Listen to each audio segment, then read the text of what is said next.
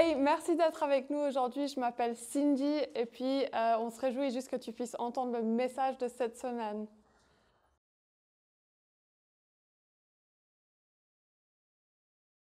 Donc vous l'avez entendu, et puis sans doute que beaucoup vous le savez, on termine aujourd'hui une série qui s'est articulée autour de la vie d'un gars qu'on trouve dans la Bible qui s'appelle Joseph.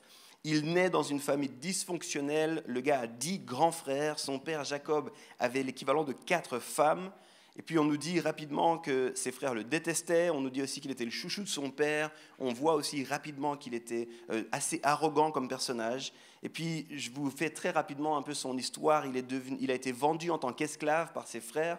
Ensuite, il va se retrouver accusé à tort et puis il va se retrouver en prison. Et finalement, il va être capable, depuis la prison, d'interpréter les rêves du pharaon. Il est en Égypte. Et puis, ça va lui donner littéralement les clés du royaume. Il sera comme le numéro 2 d'Égypte. Et puis de cette position-là, il va prévenir en fait un temps de famine, il va être capable de prévenir ça pour l'Égypte, mais plus largement, il va réussir à faire en fait des stocks de nourriture et tout ça qui vont permettre de bénir largement au-delà de l'Égypte et notamment de sauver en fait sa famille et son peuple, qui étaient eux frappés par cette famine. Alors on a souligné pas mal de choses dans cette série, je veux en donner rapidement quelques-unes pour ceux qui prennent des notes. Peut-être si vous n'étiez pas là, vous n'avez pas entendu, ça vous donnera envie d'écouter ces messages. On a vu que c'était bon de rêver avec Dieu. Joseph, on le voit dès ses 17 ans, on nous dit qu'il a un rêve, et puis ce rêve va rester comme en filigrane, puis la relation de Joseph avec les rêves va être là présente quasiment tout du long de sa vie. On a vu aussi que Dieu veut t'utiliser indépendamment de tes origines. Joseph avait un passé relativement pourri, je l'ai rappelé ici, dysfonctionnel, des relations familiales difficiles ou quoi, mais ça n'a pas empêché qu'il soit utilisé par Dieu. On a vu qu'il fallait veiller à ne pas idolâtrer nos rêves, trouver ce bon équilibre. C'est bien d'avoir des rêves, mais attention de ne pas faire de nos rêves nos idoles. On a vu aussi que l'Éternel était avec nous, même quand on ne le voyait pas. Quand vous lisez la vie de Joseph, il nous est dit l'Éternel était avec Joseph, que ce soit quand il est en esclavage, que ce soit quand il est en prison. L'Éternel restait avec lui, même si physiquement il ne pouvait pas forcément le voir. On a vu l'importance de rester intègre dans notre course. Et finalement, c'était la semaine passée, on a vu que faire confiance à Dieu nous met toujours en mouvement. Alors, vous pouvez réécouter ces messages en ligne. Je vous encourage à le faire si vous n'avez pas écouté. Et puis, je profite aussi de dire merci à tous ceux qui nous suivent à distance, que ce soit podcast, que ce soit vidéo. Je ne sais pas si vous le savez, il y en a beaucoup, des centaines chaque semaine qui nous suivent en ligne.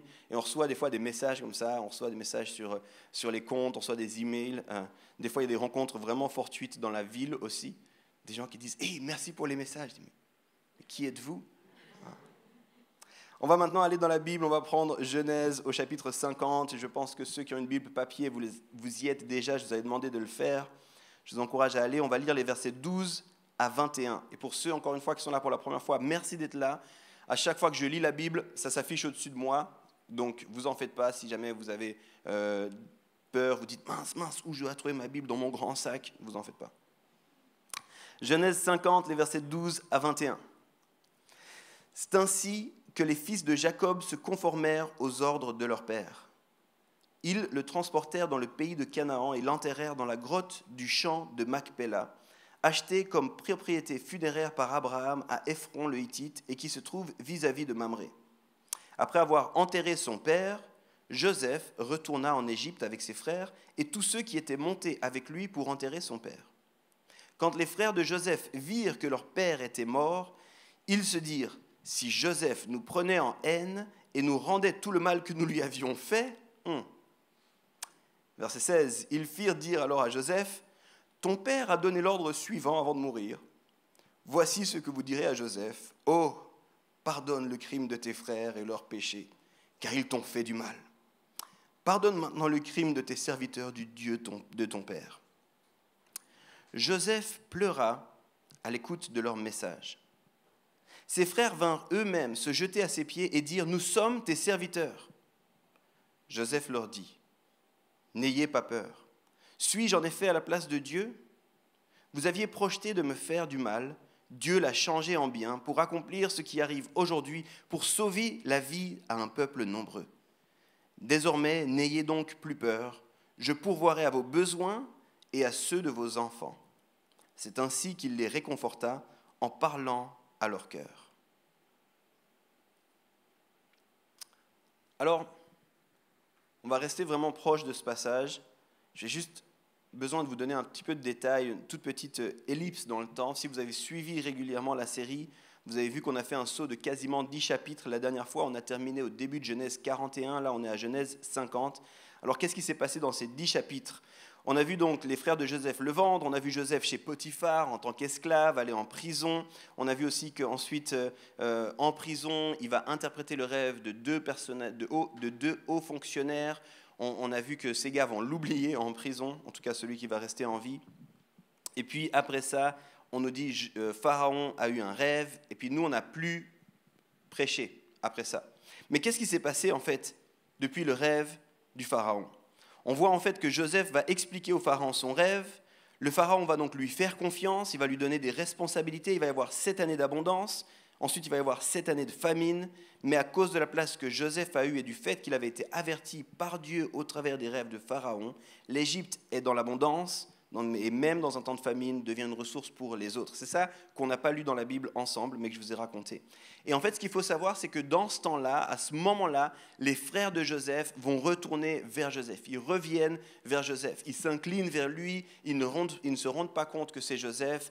Joseph va faire 2-3 petits tricks, 2-3 petites farces, moyennement drôles, à ses frères, pour leur dire, retournez, amenez votre père, amenez votre autre frère que vous n'avez pas amené, revenez ici avec votre famille. Les frères ont très peur, ils ne savent pas ce qui va se passer. Et finalement, il dit, tada, c'est moi Joseph, votre petit frère que vous avez vendu. Comment ça va les gars ? Et vous pensez bien qu'il y a quand même toujours une tension, je vous dis, c'était dysfonctionnel. La dernière fois qu'il a vu ses frères, il était littéralement vendu par eux. Puis là, Joseph leur dit, venez, on se met bien, tout va bien. Et les frères sont contents, ils se sont sauvés d'une famine littéralement, mais ils continuent un peu à flipper. Et puis ensuite, il arrive la mort du patriarche, la mort de Jacob, qui est aussi appelé Israël. Et puis, suite à cette mort, les frères se disent, là, on est vraiment dans la... Ok. Vous avez compris le mot que je n'ai pas dit ? Ok, non, parce que je ne sais pas. On est mal barré. Hein ? Alors, ce qu'on a lu, c'est littéralement les derniers versets de la vie de Joseph. Et je crois que c'est une invitation profonde pour nous. Je vais vous donner cette invitation tout de suite pour vos notes, et puis ensuite on va l'étudier plus en détail. Je vais vous donner cette invitation de la part de Dieu, je crois, au travers de la vie de Joseph. Cette invitation, c'est la suivante. Laisse le trône à Dieu, prends ses lunettes et manifeste son cœur. Laisse le trône à Dieu, prend ses lunettes, avec un S majuscule, les lunettes de Dieu, et manifeste son cœur, aussi un S majuscule, le cœur de Dieu. Dans les versets qu'on vient de lire, justement, Jacob vient de mourir. Ils sortent d'une période de deuil, une période qui a été difficile. Et puis là, il est enterré selon la volonté. C'est un petit peu les noms bizarres chez le Hittite, le champ en face de Mamré, tout ça. Et puis là, les frères de Joseph se disent, on est vraiment mal. Joseph va maintenant se venger de ce qu'on lui a fait plus jeune. Et littéralement, ils peuvent assez comprendre pourquoi il le ferait, en fait. Et du coup, les frères sont assez malins, ils se disent, on va dire quelque chose à Joseph. On va lui dire, et c'est ça, c'est un peu drama queen, hein, il faut le lire avec le bon ton. Ils vont dire, papa te fait dire, oh, pardonne tes frères. C'est même pas les frères qui disent, Joseph, on est vraiment désolé. Ils disent, papa te fait dire, pardonne tes frères. Ils ne savaient pas ce qu'ils faisaient.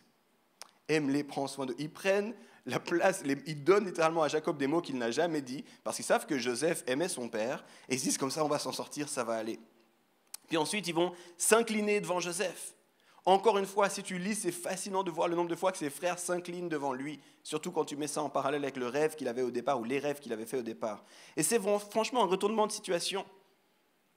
Si on y pense un moment, le gars a été dans un trou, on nous dit une citerne. Il a ensuite été vendu en esclavage, il a été en prison, il a été abandonné. Et maintenant, il se retrouve numéro 2 dans le pays où tout va bien, alors que tout le monde autour galère.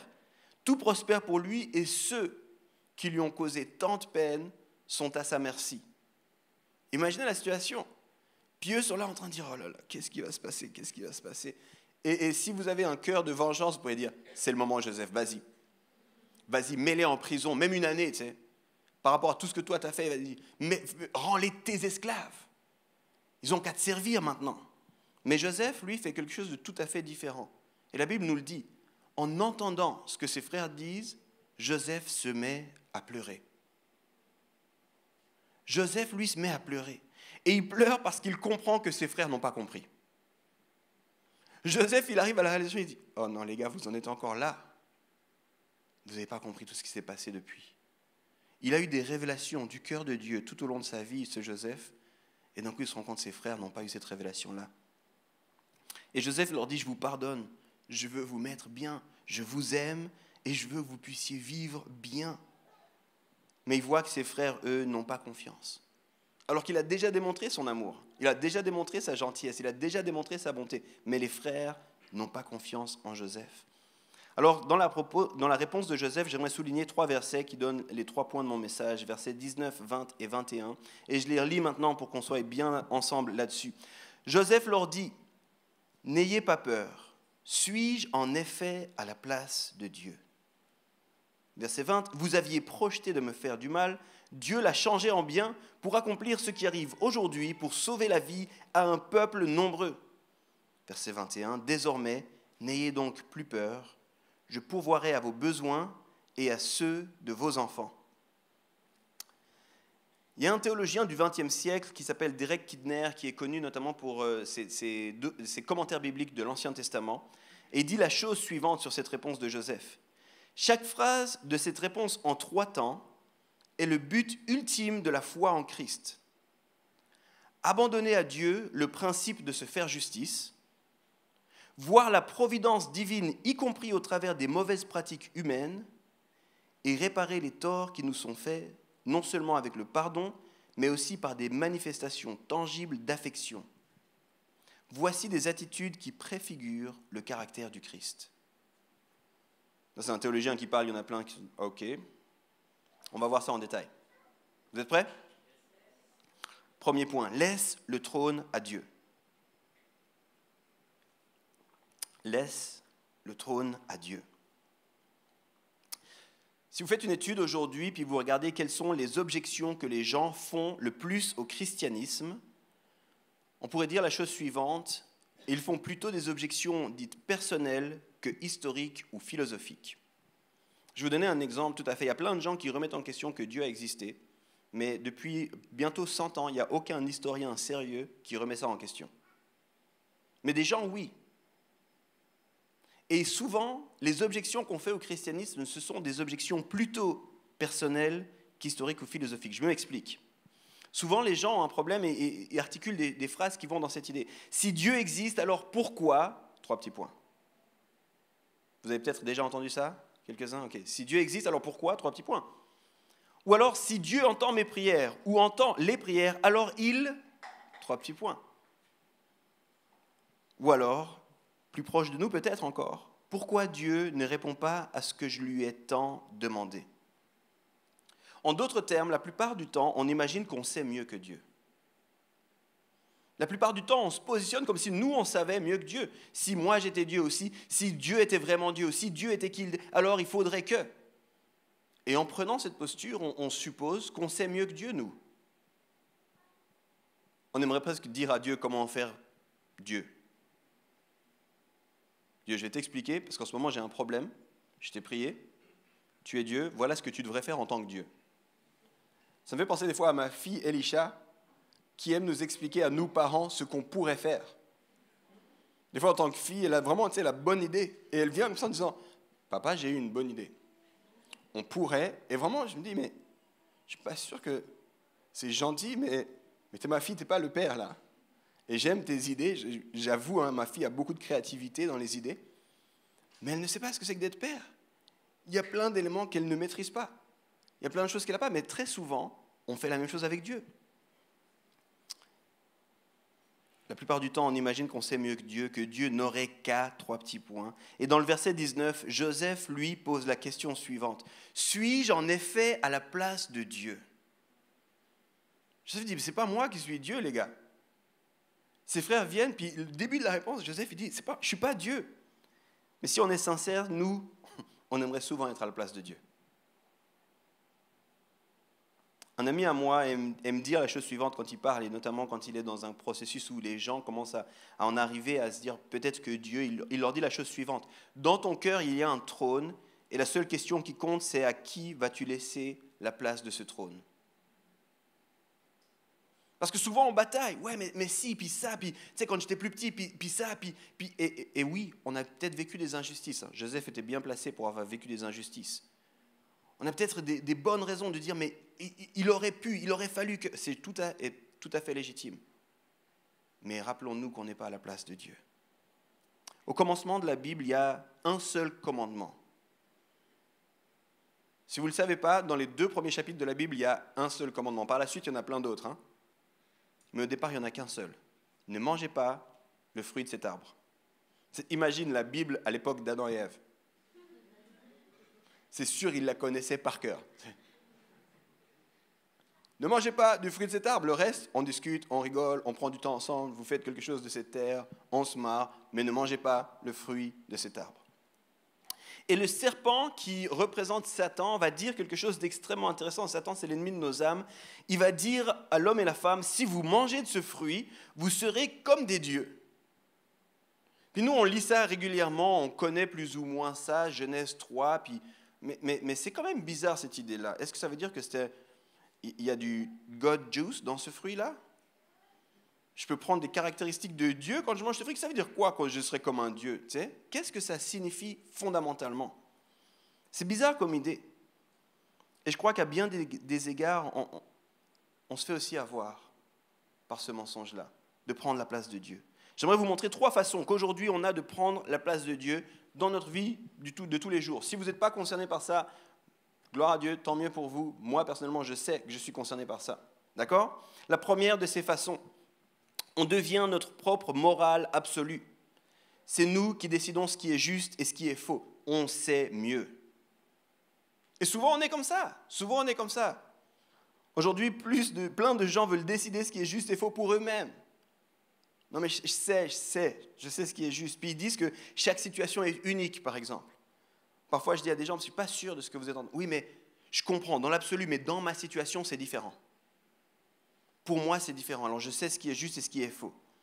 Parfois, on décide aussi que ce que tu me dis là, c'était vrai avant, mais plus maintenant. Je ne sais pas si vous avez déjà entendu ce genre de choses-là. Souvent, c'est l'argument par rapport à certaines demandes de Dieu qui dit hey, « faites ça de cette façon-là ». Puis souvent, on dit « ouais, mais avant, il leur manquait de l'information, ils vivaient les choses différemment, ils n'avaient pas les mêmes possibilités, ils n'avaient même pas l'iPhone avant.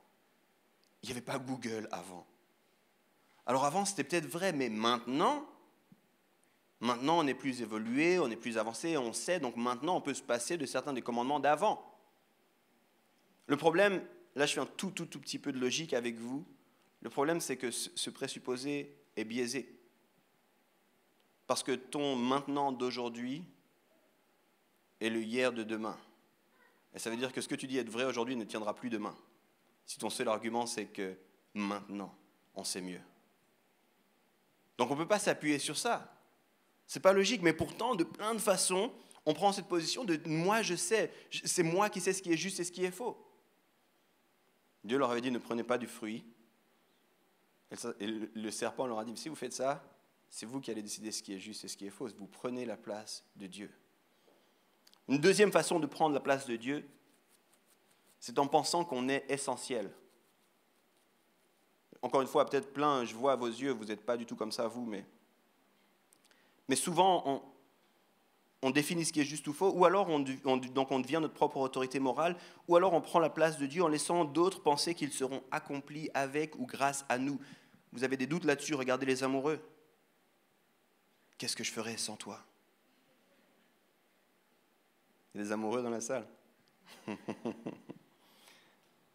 Ou alors on se dit, ah, c'est sûr, il faut que j'aille les aider parce que sans moi, ils n'y arriveraient pas. On peut penser des fois à ça au travail. On peut penser des fois à ça dans la famille, dans le couple, dans l'église. Ils ont besoin de moi quand même. Et en fait, dans notre société de la selfie, on est souvent le propre héros de notre propre histoire. Et on peut vite en arriver à penser qu'on est nécessaire et pire encore, essentiel. Les gens ont besoin de moi. Et quand on prend cette posture d'être essentiel, quel que soit le contexte, on prend la place de Dieu. Parce que le seul qui est essentiel, c'est Dieu. C'est intéressant parce que Joseph, il aurait pu leur dire « Vous avez raison de trembler, les frères. Vous faites bien de trembler. Parce que si vous êtes en vie, c'est grâce à moi. » Si la famille est sauvée, c'est grâce à moi. Si le peuple est sauvé, c'est grâce à moi. Il aurait pu leur dire ça. Mais Joseph, il n'est pas illusionné. Il n'est pas le héros de sa propre histoire. Et il a conscience de ça. Il a compris, puis ça fait un petit moment qu'il l'a compris. Si tu étudies la vie de Joseph en détail, si tu relis encore l'histoire de Joseph, tu verras, au début, il est sûr qu'il est capable d'interpréter les rêves. Puis à un moment donné, il est en prison, puis quelqu'un lui dit « Tu peux interpréter les rêves, toi, non ?» Sa réponse, c'est « Il n'y a que Dieu qui peut interpréter les rêves. Je ne suis pas capable, mais raconte-moi ton rêve, peut-être, on ne sait jamais. » Il va le dire encore au pharaon. Quand le pharaon dit « On m'a dit que tu pouvais interpréter les rêves. » Il n'y a que Dieu qui peut interpréter. Il n'est plus le héros de sa propre histoire. Il a compris qu'il n'était pas essentiel. Et je crois qu'on doit veiller à ça aussi. Dans notre propre vie, très souvent, c'est plus sournois qu'on l'imagine, mais on commence à penser qu'on est essentiel. Et quand on commence à penser qu'on est essentiel, gentiment, on prend la place sur le trône qui est réservé à Dieu. La troisième des façons, ça c'est juste pour vous donner un petit peu de matière à réfléchir. On peut prendre la place de Dieu en se faisant du souci de façon excessive. Je vais boire un peu d'eau pendant que vous prenez note. Dans Matthieu 6, un tout autre passage qu'on ne va pas lire ensemble, Jésus dit « Arrêtez de vous faire du souci au-delà du raisonnable ». Il le dit autrement, il le dit « Ne vous inquiétez pas de ce que vous mangerez, boirez, ni de ce que vous allez porter comme habit ». Se faire du souci au-delà du raisonnable revient à penser qu'on sait mieux que Dieu ce qu'on a besoin. Puis je sais que c'est dur ce que je dis là, je sais, il y a certains caractères on a plus besoin de ça. Mais quand on se fait du souci au-delà du raisonnable, c'est comme si, écoute, moi je sais ce que j'ai besoin, puis il faudrait qu'il y ait ça, puis alors je serai calme. Et tant que je n'ai pas ça, je ne suis pas calme. Quand on fait ça, on se met à la place de Dieu. Parce que Jésus il dit, ne vous en faites pas. Mon Père va pourvoir. Vous, occupez-vous de l'essentiel.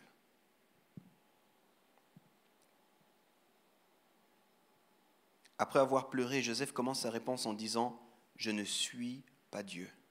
Il laisse le trône à Dieu. Et je viens de vous montrer comment on peut nous aussi manquer de laisser le trône à Dieu. Comment parfois dans notre propre vie, dans nos quotidiens, on prend la place de Dieu. Mais ça, je vous ai montré hors de l'histoire de Joseph. Il y a une quatrième façon de prendre la place du trône de Dieu qui est celle que Joseph, lui, met en avant. On peut prendre la place de Dieu en gardant de l'amertume ou de la rancune. En fait, ce que Joseph il dit, c'est « Je ne peux pas vous en vouloir, les frères. Si je gardais de la rancune contre vous, je me mettrais à la place de Dieu. Seul Dieu peut juger. Seul Dieu peut savoir exactement le pourquoi, le comment. Seul Dieu, finalement, peut savoir exactement comment juger. Et nous, on doit apprendre à pardonner. » Un petit mot, hein. Mais je vous laisse juste 3 secondes pour réfléchir à quel point c'est difficile de pardonner parfois. Parfois, on garde de l'amertume, de la rancune. Et quand on fait ça, on pense qu'on sait mieux que Dieu. On pense qu'on sait mieux que Dieu ce qu'il devrait faire, ce qui devrait se passer, comment ça devrait se passer.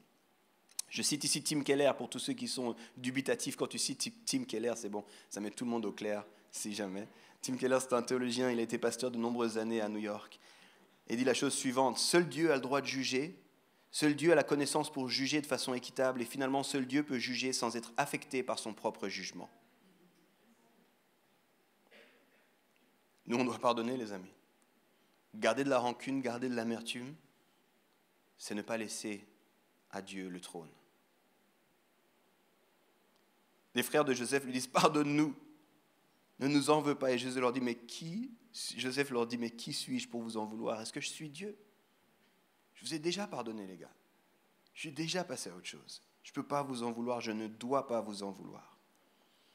Dans la réponse à ses frères, Joseph nous apprend une clé ici fondamentale. Devenir mature, c'est laisser le trône à Dieu. Alors là, pour tous les noteux, tous ceux qui prennent des notes, voilà 2 questions ou 3 que tu dois absolument te poser. Est-ce que je dois laisser le trône à Dieu? Est-ce que je dois abandonner l'idée d'être ma morale? Est-ce que je dois arrêter de me faire du souci excessif Est-ce que je dois arrêter de garder rancune contre quelqu'un? Laisse le trône à Dieu. Je continue. Ça va, vous êtes toujours là? Vous vous souvenez du deuxième point? Prends ses lunettes. Prends les lunettes de Dieu. Prends les lunettes de Dieu. Joseph dit d'abord, je ne peux pas prendre la place de Dieu. Il dit, est-ce que je suis Dieu, moi? Puis ensuite, il dit, vous avez voulu me faire du mal, mais Dieu en a fait du bien. Vous aviez un projet qui était vraiment mauvais projet, mais Dieu, lui, il l'a détourné, puis il a fait quelque chose de bien de tout ça. Laisse-moi te poser une question. Comment est-ce que tu regardes à tes soucis? Je ne vais pas poser la question naïve de, est-ce qu'il y en a qui ont déjà eu des soucis dans la vie? Je pense qu'on est tous d'accord de dire que c'est une question évidente. Personne. Tout le monde. Ma question, c'est comment est-ce que tu regardes quand tu es face à tes soucis, à toi? Est-ce qu'il y a des hommes ici qui ont fait l'armée ou des femmes? Aujourd'hui, il y a aussi des femmes de plus en plus qui font l'armée. Il y en a qui ont fait l'armée ici? Ok, quelques mains. D'accord. Alors, dans l'armée, j'étais explorateur. Et un de mes boulots en tant qu'explorateur, c'était de faire des postes d'observation. Dans les cours de répète, c'était la misère parce qu'on passait du temps à rien regarder. Mais on devait faire des postes d'observation. Et puis du coup, on recevait l'information de regarder une région, on voyait ça sur une carte, voilà la région, on devait analyser cette carte, voir les éléments essentiels sur la carte. Souvent, c'était des passages, que ce soit un pont ou alors une route importante, essentielle. Puis on disait, posez un poste d'observation, il faut que vous puissiez voir ce qui se passe là sans qu'on vous voie. Très simple, ok? Le principe est très simple. Et rapidement, on a compris quelque chose. Si on veut avoir une bonne vision, il faut qu'on prenne un peu d'auteur. Si on se met tout près, on risque d'être surpris. On risque de ne pas bien voir, on risque de manquer. Mais si on prend un peu de recul, si on prend un peu d'auteur, ça va mieux. Donc la plupart du temps, on se retrouvait, puis c'était toujours les mêmes exercices, on se retrouvait, on arrivait sur le point central qu'on devait voir, et on regardait autour de nous, est-ce qu'il y a des points en hauteur? Est-ce qu'il y a des endroits en hauteur où on pourrait aller avec nos véhicules, nos affaires, et puis se poser pour pouvoir observer depuis un peu de hauteur, voir un peu de loin ce qui se passe? C'est comme ça qu'on regarde bien la situation. Très souvent, quand on est dans nos problèmes, on a de la peine à prendre de la hauteur. On est au cœur de nos problèmes. C'est comme quand tu travailles fort, on dit le nez dans le guidon. Tu es au cœur de tout ça, tu n'arrives pas à prendre du recul par rapport à ce qui t'arrive. Quand Joseph dit, vous vouliez faire du mal, mais Dieu l'a transformé en bien, en faisant ça, il révèle, par rapport à tout ce qui m'est arrivé, j'ai pu prendre un peu de recul, les amis. Si j'étais resté à m'apitoyer sur mon sort dans la citerne, je pense que je vous en voudrais encore. Si j'étais resté sur le fait que la femme de Potiphar m'a envoyé en prison de façon injuste et puis que j'ai été en prison, je pense que je vous en voudrais aussi parce que c'est à cause de vous que je suis rendu là. Je pense qu'il y aurait plein de gens à qui je devrais en vouloir. Mais quand je prends un peu de recul, je me rends compte que ça va en fait. Parce que Dieu a utilisé tout ça. Et il est capable de faire ça parce qu'il prend la perspective de Dieu. Souvent, il y a deux camps dans la vie. Tu connais cette histoire, il y a toujours deux camps dans la vie. Je ne sais pas si tu savais ça. On peut faire ça avec presque tout. On va le faire aujourd'hui avec les soucis. Il y a deux camps face aux soucis dans la vie. Il y a le camp des optimistes ici. Je lève la main comme ça juste pour voir, pour être avec vous. Il y en a qui sont plutôt optimistes, qui se disent plutôt optimistes. Ok. Le camp des optimistes, souvent, il se dit la chose suivante. La vie est belle, Dieu est bon. S'il t'arrive un problème, écoute, tiens bon, ça va passer. C'est après la pluie vient le soleil. Les problèmes, c'est une anomalie. C'était pas désiré par Dieu au départ. Tiens bon, ça va aller. C'est bon, t'es là, mon gars, on est ensemble, ça va aller. D'accord? Ça, c'est les optimistes. De l'autre côté, on a ceux qui sont un peu plus pessimistes, un peu plus... Leurs remarques sont souvent remplies de sarcasme. Je ne vais pas demander s'il y en a qui sont dans ce camp, mais si tu as levé la main pour là, ben... Voilà. Si ton voisin n'a pas levé la main, tu sais où il se trouve. Hein? Peut-être qu'il n'écoutait pas, simplement, je ne juge personne. Dans ce camp-là, on se dit autre chose. Dans ce camp-là, s'il y a quelque chose de bien qui t'arrive, tu dis, jusqu'à quand? Méfie-toi. Tu verras, après le soleil, il y a toujours la pluie. Des fois, même à la fin d'une belle journée, il y a de la pluie. Méfie-toi. Puis même quand ils sont en train de bien vivre le truc, ils se disent, profite, parce que demain, tu ne sais pas. Profite, demain, ça peut tourner tout de suite. Tu Tu te réveilles, pied gauche, tu te tapes le pied contre le bord du lit, c'est fini. Pour eux, rien n'est bien, la vie est dure, tu dois souffrir. Ne souris surtout pas trop quand tu célèbres, et puis reste sur tes gardes, on n'est jamais assez sûr. Et souvent, je caricature un peu ici, mais souvent, un peu, on dit la vie est belle parce que Dieu est bon, et puis on dit la vie est terrible parce que Dieu est mauvais, ou alors absent, ou alors pas assez actif. Puis on a ces deux camps qui sont là. Puis Joseph, c'est intéressant parce que si tu regardes, Joseph, il dit autre chose. Joseph, il dit, la vie est dure, la vie est terrible, mais Dieu reste bon. Il dit, la vie, ça va être dur là, mais Dieu est bon. Ça m'a fait penser à ce qu'un pasteur jeunesse qui était collègue avec moi disait tout le temps, God is good, all the time. Vous l'avez connu, ce pasteur? Ou alors il disait quelque chose de très connu. Dieu est bon tout le temps, Dieu est bon. Puis c'était marrant, il répétait toujours ça. On disait, on va prier, il disait, hey, God is good. On va prier, d'accord? On va prier juste. À la fin de la prière, au nom de Jésus, Amen, God is good. Commencer une soirée, hey, tout le monde, ça va, God is good. Et il attendait que tout le monde dise, all the time. Anyway. Joseph, lui, nous dit, la vie est dure, mais Dieu reste bon. Joseph, il est passé, et encore une fois, je ne minimise pas les défis qui peut-être ont été les tiens ou qui sont actuellement les tiens. Je ne minimise en rien ça. Et je ne veux pas minimiser les défis par lesquels Joseph a dû passer. Il a dû passer par des moments vraiment durs. Depuis le départ dans sa famille dysfonctionnelle, mais par la suite aussi, ça a été dur et ça a été long au passage. Minimum 22 ans, on en a parlé déjà. Mais des longs moments difficiles. Et quand il arrive à la fin, il ne dit pas « T'en fais pas, la vie est belle, vous en faites pas les frères, facile. » Non. Il dit « ouais, c'était dur, mais Dieu reste bon. J'ai pris un peu de recul sur tout ce qui m'est arrivé, Dieu reste bon. Dieu reste au contrôle. Vous avez voulu me faire du mal, mais Dieu l'a tourné en bien. » Je crois que Joseph, il n'est pas optimiste, il n'est pas pessimiste. Il est juste avec une perspective chrétienne. Joseph ne prend pas le trône de Dieu, par contre, il prend la perspective de Dieu, les lunettes de Dieu. Je trouve que c'est magnifique à voir, mais c'est aussi challengeant à vivre si on est honnête. C'est une chose de le voir dans l'histoire de Joseph, qui est très très loin de nous, des milliers d'années de nous, puis dire ouais, c'est pas mal. C'est beaucoup plus challengeant quand on se dit comment je vais vivre ça moi. Alors de nouveau, les noteux, vous pouvez prendre ces questions. Comment est-ce que tu parviens à regarder avec la perspective de Dieu? Quand tu es face à tes problèmes, est-ce que tu es optimiste, sarcastique ou alors confiant en Dieu, même dans les problèmes? J'arrive à mon dernier point.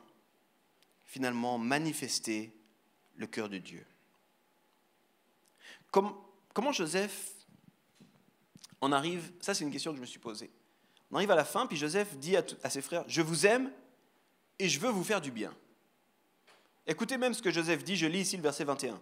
« Désormais, n'ayez donc plus peur, je pourvoirai à vos besoins et à ceux de vos enfants. » Donc ce n'est pas juste « je vais être bien avec vous », c'est « je veux que vous soyez bien et que votre descendance soit bien. Je vais faire en sorte que les bontés que je veux pour vous, elles soient même reproduisibles pour vos enfants. » Et je pense qu'il peut vivre ça parce qu'il suit ses deux premiers conseils. Il ne prend pas la place du juge, il reconnaît humblement que Dieu sait mieux que lui toute chose, et du coup il peut aimer généreusement. Pourquoi est-ce qu'il peut aimer généreusement? Parce que ce n'est pas lui qui est le juge, ce n'est pas lui qui est sur la place, c'est pas lui. Et il peut aimer généreusement, pourquoi? Parce que God is good. No matter what. Quoi qu'il arrive, Dieu est bon.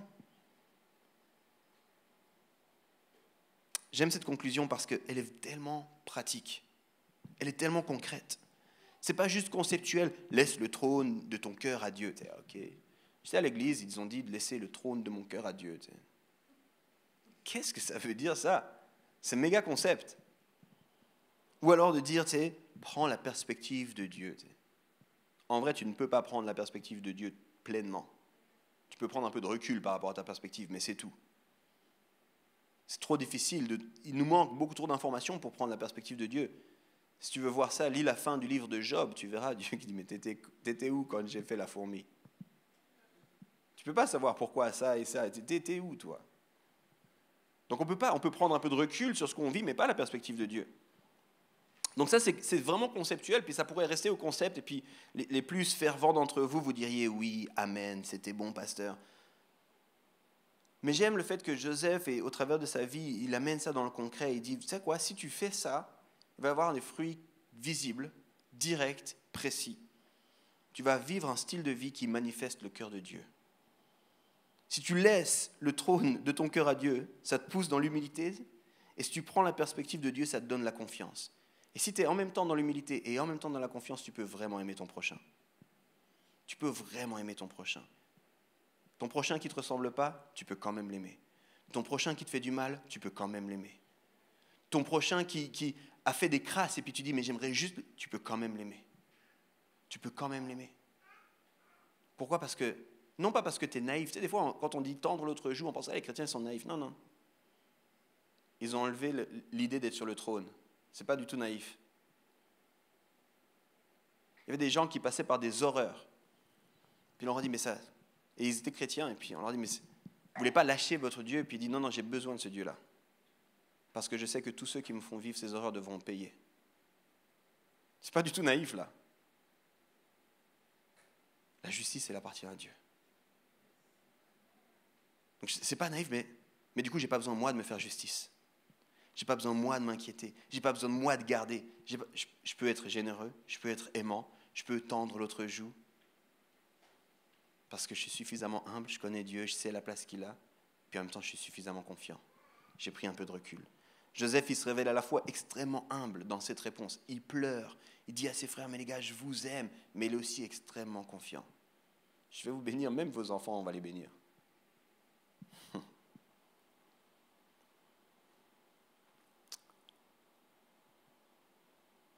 Toi, ça veut dire quoi pour toi de manifester le cœur de Dieu autour de toi ? J'ai fini chacun de mes points avec quelques questions. Je ne peux pas finir celui-ci sans quelques questions. Est-ce qu'il y a quelqu'un, une situation auprès de laquelle tu dois manifester le cœur de Dieu ? Être généreux, être dans l'amour, être dans le fait de donner. Et pas juste donner, tu sais, je te donne un peu parce que bon. J'essaie de trouver une image pour que tu comprennes ça. C'est vraiment pas comme de dire juste, tu sais, on va partager mon repas. Je vais te donner le repas, mon repas, je vais te le donner, puis je vais payer pour tous tes repas de la semaine. C'est un peu ça l'idée. Joseph, ce qu'il est en train de faire, c'est non seulement je vous ai pardonné les gars, mais je veux vous mettre bien, puis je veux mettre bien vos enfants. Comment est-ce que toi, tu peux manifester le cœur de Dieu ? Est-ce qu'il y a quelqu'un à qui tu dois pardonner ? Est-ce qu'il y a quelque chose que tu dois donner ? Laisser le trône à Dieu, prendre ses lunettes et manifester son cœur. Je crois que c'est possible tout ça. Je crois qu'on peut devenir des rêveurs pleins de sagesse et de patience comme Joseph. Je crois que Dieu peut nous donner les clés de certaines villes et de certains contextes. Joseph a eu les clés de l'Égypte au passage. Je crois que Dieu veut faire ça. Parce qu'en fait, il l'a fait au travers de Jésus-Christ. Et parce que Jésus-Christ est non seulement mort, mais ressuscité, et qu'il vit aujourd'hui encore, et qu'il nous équipe, et qu'il nous rend capables par son Saint-Esprit, nous aussi, on peut vivre ça. Je suis convaincu de ça. Mais en fait, c'est ce que j'ai laissé juste un tout petit peu percevoir au départ, puis que j'ai essayé de montrer, c'est que, en fait, par rapport à ces traits de caractère et par rapport à cette dimension, cette direction de vie, Joseph préfigurait Jésus, le Sauveur. Il y aurait plein de choses théologiques à vous dire ici, riches et pertinentes, mais laissez-moi juste vous montrer quelques exemples. Jésus a été trahi lui aussi, trahi par un ami. Et Jésus, plus que n'importe qui, aurait été dans le droit de se faire justice. Mais il a décidé d'aller à la croix. Pourquoi ? Pour nous. Il n'a pas voulu se faire justice malgré le fait qu'il a été trahi. Il a été jusqu'au bout pour nous. Il voulait qu'on puisse retourner dans les bras du Père. Et du coup, il a été d'accord de souffrir injustement. Quand Joseph dit « Vous avez projeté de faire du mal, mais Dieu l'a tourné en bien », je crois que c'est une des meilleures explications de ce que c'est que la croix. Pense à la croix un instant. La mort sur la croix, c'était une des tortures qui étaient les plus tristement répandues.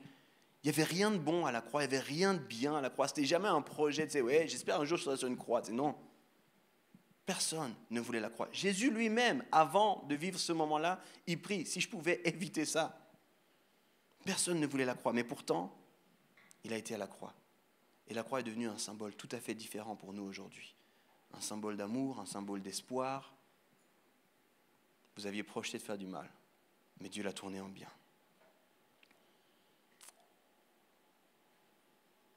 Je crois que quand on contemple cet exemple de Jésus, et quand on prend au sérieux ces mots, qui dit qu'au travers de son Saint-Esprit, on sera capable de faire les choses qu'il a faites, et même des plus grandes, ça devrait nous pousser à la fois dans l'humilité et à la fois dans la confiance, un peu comme Joseph.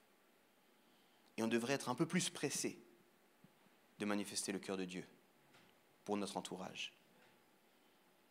Je crois sincèrement que quand on contemple ça, moi ça me pousse de me dire comment est-ce que je peux faire ça pour mes voisins? Comment est-ce que je peux faire ça pour ceux que je côtoie qui ne connaissent pas encore Dieu? Je ne méritais rien. Je ne méritais rien du tout, pas du tout que quelqu'un d'innocent meure à ma place. Ça me donne une grande confiance parce que si Dieu trouve que c'était juste et bon, alors il a quelque chose qui veut nous révéler. Alors je crois que tu peux devenir comme Joseph. Tu peux toi aussi laisser le trône à Dieu, prendre ses lunettes et manifester son amour. Pour Joseph, ça a demandé du temps et un travail de son caractère opéré par Dieu. Je crois que pour nous, ça demande de vivre avec Jésus et de suivre Jésus. Quand je regardais puis je faisais ces études sur ces passages sur la vie de Joseph, en particulier sur la fin, c'est Tim Keller qui m'a beaucoup inspiré, puis je termine avec une citation de lui qui ne va pas apparaître à l'écran. Il dit les trois choses que je viens de vous définir, laisser le trône à Dieu, prendre la perspective de Dieu et manifester son cœur, ces trois choses sont les marques d'un cœur qui a été transformé par Dieu. Puis je crois que tout le but de la marche du chrétien, c'est de laisser notre cœur être transformé par Dieu. Mais c'est quoi d'être chrétien? C'est de laisser son cœur être transformé par Dieu. Suivre Jésus, c'est ça. C'est-à-dire, Jésus, j'ai mon cœur, à plein d'égards, il est tordu, il est faux. C'est quoi? Transforme-le dans ce que toi seul tu peux faire. Alors on va finir et puis j'aimerais vous proposer 2 temps alors qu'on termine. Le premier temps, en lien avec ce que j'ai dit au tout départ, j'aimerais qu'on fasse un temps de silence, malgré la clim et puis les cris de mes enfants. On va faire un temps de silence. Juste réfléchir. Qu'est-ce que ça veut dire pour moi, ça? Vous pouvez poser la question dans tous les sens. Est-ce que mon cœur a été transformé par Dieu? Est-ce que il y a encore des parties de mon cœur qui doivent être transformées par Dieu? Est-ce qu'il y a des choses que je dois lui laisser? Le trône, l'histoire des lunettes, l'histoire du cœur de Dieu manifesté. Est-ce qu'il y a des gens? Prenez-le dans le sens que vous voulez. Mais prenons un temps de silence. Je vais l'ouvrir par une très simple prière. Puis après un petit moment de silence, il y a Karim qui va venir puis qui va jouer. Et puis, pendant ce temps-là, j'aimerais que vous puissiez réfléchir à des actions pratiques que vous allez faire à la sortie de ce message, à la sortie de cette série. J'ai toujours cette peur en tant que pasteur qu'on fasse plus de l'information que de la transformation ici. Puis je pense qu'une des façons de faire de la transformation, c'est de se poser la question, qu'est-ce que je vais faire de ça? Puis soyez vraiment pratiques. Cette semaine, qu'est-ce que je peux faire de ça? Dans les semaines qui viennent, qu'est-ce que je peux faire de ça? Peut-être ça va ressembler juste à un message, ce n'est pas grave, même si c'est une petite chose, mais faisons quelque chose de ça. Mais d'abord, laissons Dieu nous parler. Et pour ça, pour ouvrir ce temps de silence, je vais simplement prier en disant, Seigneur, tu connais chacun de nos cœurs mieux que nous-mêmes. Par ton Saint-Esprit, dans ce temps de silence, parle-nous.